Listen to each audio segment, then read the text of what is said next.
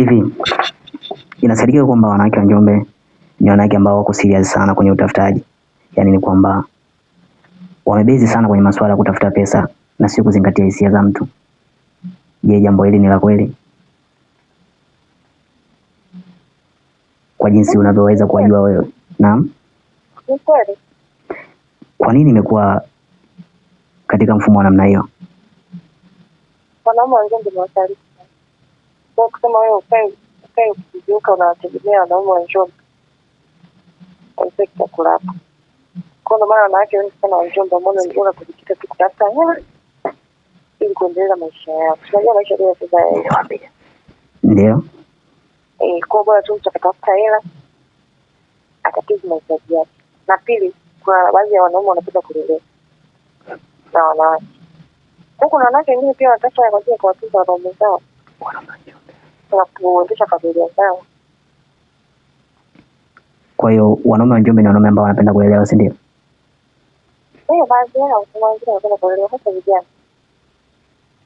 Vijana wadogo wanapenda kulelewa. Hii ina maana gani? Wanaume wa huku Njombe ni kwamba hawapendi kazi hawafanyi, au ni sana wanaofanya kazi wanaume wa Njombe. Pia asilimia kubwa ni wanawake wanaofanya kazi. Sasa wewe kama wewe unaona kitu kizuri kwa upande wao kinachoweza kuwasaidia nini? Yani kwamba kwa mfano kama mimi leo nimeingilia Njombe kuja kutafuta kitu gani ambacho mimi kinaweza ni expand pamoja, yani nje na hao watu nikawa tofauti na wao, ili isije katokea challenge kama hiyo kwenye upande wangu. Lazima kwa tofauti kwa sababu tunafanya kazi ya kushughulisha hapo nje na kazi. Asa vipi ikatokea na mimi leo napata mpenzi Njombe, alafu wao wameshazoea kuwa katika mazingira hayo ya kupoteza hisia kwa wapenzi wao, naweza nikampata mtu ambaye atakuwa smart kweli kwenye upande wa kuweza kupata hapo mbona ndio kwa utembenda sawa kwa sababu hata kufanya moja mbili tatu mwanamke anaona na wewe una uelekeo ambao yeye ana uelekeo. Utamteka huyu mwanamke kwa sababu atajua yeye mtafuta mbali na atakusikia.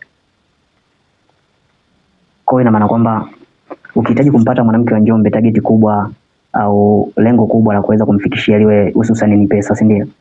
Kumpatia mipango inayohusiana na namna gani tunaweza tukaingiza pesa. Tunashughulika na pesa fufu.